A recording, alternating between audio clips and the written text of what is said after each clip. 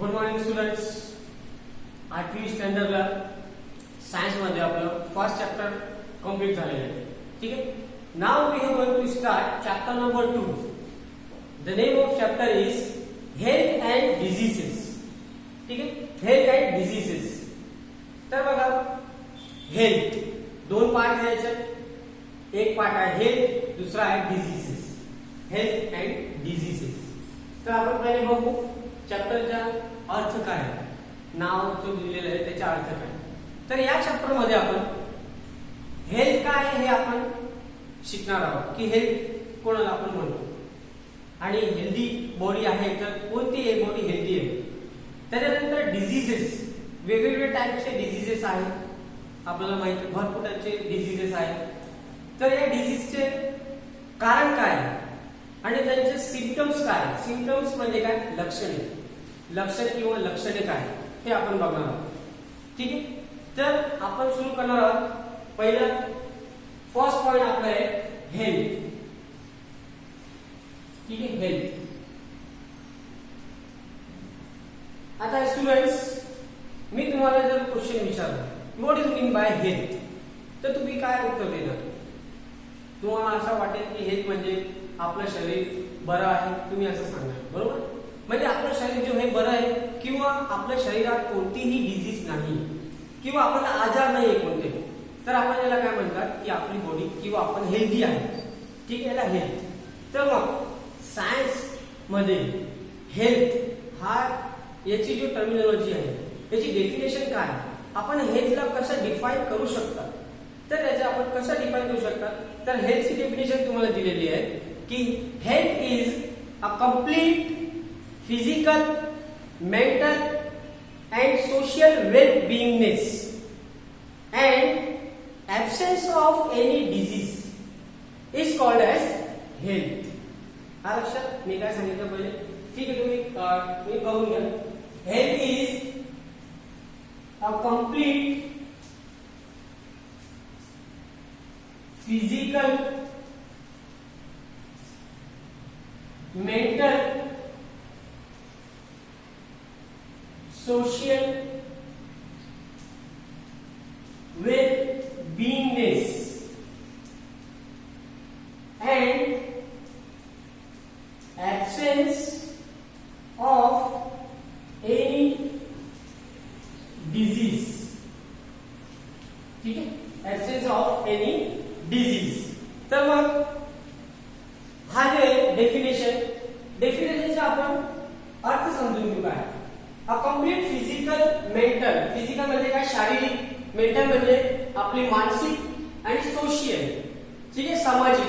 वेल बीइंगनेस. वेल म्हणजे काय, बरे किंवा चांगले होणं. आणि बीइंगनेस म्हणजे काय, स्थिती. म्हणजे आपली बॉडी जी शरीर आहे त्याची स्थिती वेल पाहिजे, म्हणजे बरे पाहिजे.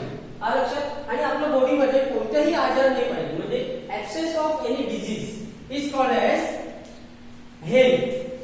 लक्षात. हा झाला हेल्थ. आता सेकंड पॉइंट आहे आपलं disease.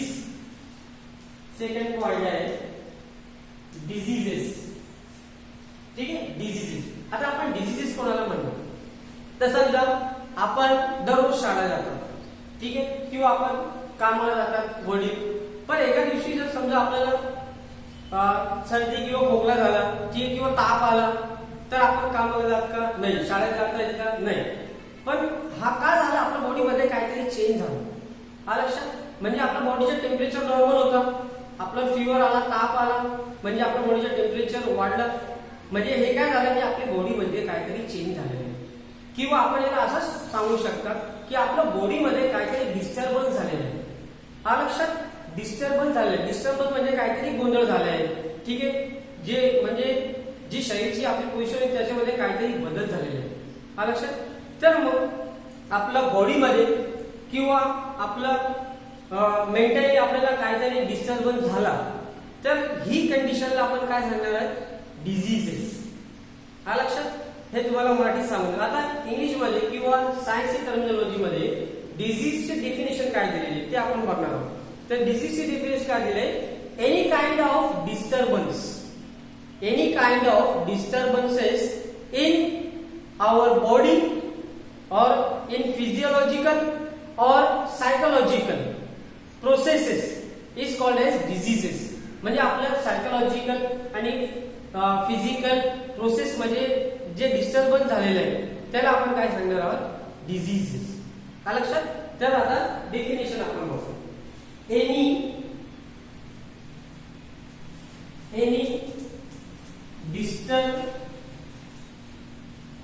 disturbances in physiological or psychological processes is called disease किंवा आर कॉल्ड आहे डिझीजेस. तर बघा एनी डिस्टर्बन्स म्हणजे जे बोलत आहे फिजियोलॉजिकल म्हणजे आपले जो शारीरिक आहे, फिजियोलॉजिकल म्हणजे शारीरिक, आणि सायकोलॉजिकल स्पेलिंग पण बघायचं. पी आहे पण पी ते सायलेंट आहे. सायकोलॉजिकल प्रोसेसेस म्हणजे फिजिकल शारीरिक आणि मानसिक प्रोसेस मध्ये काहीतरी डिस्टर्बन्स झाला तर आपण त्याला काय म्हणणार आहोत? डिझीजेस. हा लक्षात? तर आपला 2 पॉइंट झाला हेल्थ अँड डिझीजेस. ठीक आहे, हा इम्पॉर्टंट पॉइंट होता. आता याच्यानंतर आहे नेक्स्ट पॉइंट आहे टाइप्स ऑफ डिझीजेस. ठीक आहे, टाइप्स ऑफ डिझीजेस. पुढचा पॉइंट, तर वेगवेगळे टाइपचे किंवा भरपूर टाइपचे डिझीजेस आहे. ठीक आहे, तर या डिझीजला सायन्स मध्ये आपण काहीतरी टाइप्स त्यांना आपण क्लासिफाईड केले किंवा त्यांची टाइप्स आहे. ठीक आहे, तर पुढचा पॉइंट आहे आपलं टाइप्स ऑफ डिझीजेस. ठीक आहे, टाइप्स ऑफ डिझीजेस किंवा मी डायरेक्ट ठीक आहे इथे लिहू आपण टाइप्स ऑफ डिझीजेस. ठीक आहे, त्याला 2 टाइप केलेले आहेत. टाइप ऑफ डिझीजेस पहिले 2 टाइप केलेले आहेत. ठीक आहे, तर 2 टाइप मध्ये पहिले आहे अकॉर्डिंग टू ड्युरेशन. ठीक आहे, ए अकॉर्डिंग टू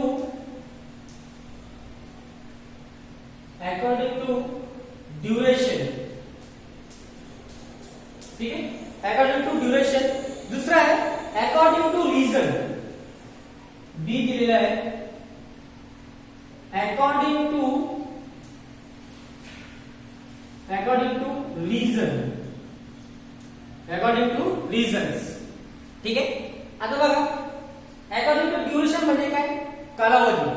म्हणजे असे आजार की ज्यांना जास्त वेळ लागतो, कारण किंवा जे लाईफ टाइम त्यांच्या सोबत राहतो डिझीज, ते आपण कुठे ठेवणार आहे? अकॉर्डिंग टू ड्युरेशन मध्ये. दुसरा आहे अकॉर्डिंग टू रीजन्स म्हणजे काही कारणाने आपल्याला आजार झाला तर याला कुठे ठेवलेलं आहे? अकॉर्डिंग टू रीजन्स मध्ये. तर मग अकॉर्डिंग टू ड्युरेशन याच्यामध्ये अजून 2 टाइप आहेत. पहिले आहे क्रोनिक डिझीज आणि दुसरा आहे ॲक्यूट डिझीजेस. हा लक्षात? क्रोनिक आणि ॲक्यूट डिझीज. आता क्रोनिक आणि ॲक्यूटचं मीनिंग काय? क्रोनिक डिझीज म्हणजे काय? क्रोनिक डिझीजेस आणि ॲक्यूट डिझीजेस. क्रोनिक म्हणजे जे लॉंग टर्म आजार राहणार आहोत. हा लक्षात? समजा फॉर एक्झाम्पल डायबिटीज आहे, अस्थमा आहे. हा लक्षात? त्याला जास्त वेळ लागतो. ठीक आहे, तो आपण त्याला काय म्हणू शकतो? Chronic diseases. दुसरा आहे ॲक्यूट डिझीजेस. ॲक्यूट डिझीजेस म्हणजे काय? हे शॉर्ट टर्म राहील, याला पण वेळ लागेल पण एक शॉर्ट टाइम राहील. For example common cold. Common cold म्हणजे काय? आपला सर्दी खोकला होतो. ठीक आहे, किंवा आपला हार्टचा फ्रॅक्चर झाला, हे आपण कुठे ठेवणार आहे? ॲक्यूट डिझीजेस मध्ये. हा लक्षात? तर याच्यानंतर दुसरं आहे according to region. According to region याला अजूनही 2 भाग केलेले आहेत. अकॉर्डिंग टू रीजन्सला अजून 2 भाग केले आहेत. त्याच्यामध्ये पहिले आहे हेरिडिटी डिझीजेस. हेरिडिटी डिझीजेस हा लक्षात हेरिडिटी डिझिजेस. आणि दुसरं आहे ॲक्वायर्ड डिझिजेस. Acquired diseases. ठीक आहे, ॲक्वायर्ड डिझिजेस. आता हेरिडिटी डिझिजेस म्हणजे काय? हेरिडिटी डिझिजेस म्हणजे असे, हेरिडिटी म्हणजे काय की समजा त्याला आपण मराठीमध्ये सांगू शकतात की अनुवंशिकता. हा लक्षात, त्याला आपण काय म्हणू शकतात? अनुवंशिकता. म्हणजे समजा की एखाद्याला शुगर आहे किंवा डायबिटीज आहे, तर त्याला मुलगाला पण डायबिटीज होऊ शकतो. हा लक्षात, हे काय म्हणजे फॅमिलियर आहे, फॅमिली आहे. त्याला आपण काय म्हणतात? Heredity diseases. दुसरा आहे ॲक्वायर्ड डिझिजेस. ॲक्वायर्ड म्हणजे काय? प्राप्त केलेला. समजा कोण एखाद्याला डिझीज आहे, आपण त्याच्याकडून गेलं आणि त्याच्या कॉन्टॅक्ट मध्ये आलं तर आपल्याला पण होऊ शकतो. म्हणजे आपण हे आजार प्राप्त केलेले आहे, तर याला आपण कुठे ठेवणार आहे? Acquired diseases. जसं फॉर एक्झाम्पल आज जे चालू कोरोना व्हायरस कोविड-19चं, आपण एखाद्याला कॉन्टॅक्ट मध्ये आला कोविड-19चे जे पेशंट आहे, तर आपल्याला पण आजार होऊ शकतो. म्हणजे आपण प्राप्त केला आजार, तर याला काय म्हणतात आपण? Acquired diseases. ठीक आहे. त्याच्यानंतर हा जो ॲक्वायर्ड डिझिजेस आहे, ॲक्वायर्ड डिझिजेसला अजूनही दोन टाईप केलेले आहेत. ठीक आहे, अजून त्याला दोन टाईप केलेले आहेत ॲक्वायर्ड डिझिजेस. पहिला आहे इन्फेक्शियस डिझिजेस. ठीक आहे. दुसरा आहे नॉन इन्फेक्शियस डिझिजेस. ठीक आहे, infectious and non infectious diseases. आता समजा इन्फेक्शियस डिझिजेस. ठीक आहे, इन्फेक्शियस म्हणजे संक्रमित डिझिजेस. तर आपण मराठीत काय सांगू शकतात की संक्रामक आजार. काय सांगू शकतात? संक्रामक आजार. ठीक आहे. आणि जो संक्रामक नाही त्याला आपण नॉन इन्फेक्शियस डिझीज. ठीक आहे. आता इन्फेक्शियसचं एक्झाम्पल आपण काय म्हणू शकतो? Common cold. ठीक आहे, जर समजा एखाद्याला सर्दी खोकला झाला, आपण दुसऱ्याच्या कॉन्टॅक्ट मध्ये आला तर आपल्याला पण होऊ शकतो. म्हणजे हा इन्फेक्शन झाला. अजून कोविड-19चा पण इन्फेक्शन जर आपल्याला झालं, एखाद्याला झालेले, आपण त्याच्या कॉन्टॅक्ट मध्ये आलं तर आपल्याला पण होऊ शकतो. म्हणजे ही आजार कुठे कोणत्या टाईप मध्ये आली? Infectious diseases. ठीक आहे. त्याच्यानंतर अजून दुसरा एक्झाम्पल अजून आहे भरपूर. डेंग्यू आहे. ठीक आहे, डेंग्यू, स्वाईन फ्लू. डेंग्यू म्हणजे मॉस्किटो मुळे आपल्याला इन्फेक्शन होणार आहे आणि आपल्याला डेंग्यू होणार.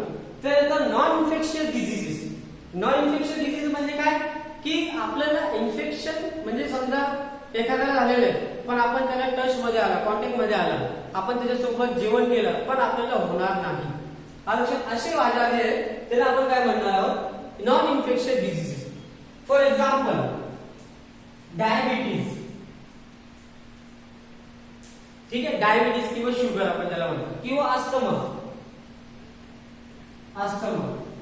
समजा एखाद्याला डायबिटीज आहे, आपण त्याच्यासोबत जेवण करू शकतात, आपला डायबिटीज होणार नाही. लक्षात, कारण की तो नॉन इन्फेक्शियस डिझिजेस आहे. अस्थमा जर एखाद्याला झालेला आहे, आपण त्याच्या कॉन्टॅक्ट मध्ये आहे, पण आपल्याला अस्थमा होणार आहे का? नाही, कारण की अस्थमा काय? नॉन इन्फेक्शियस डिझिजेस आहे. लक्षात, तर हे होतं हेल्थ डिझिजेस आणि टाइप्स ऑफ डिझिजेस. आता याच्यानंतर आपण नेक्स्ट लेक्चरला बघू. Okay, thank you.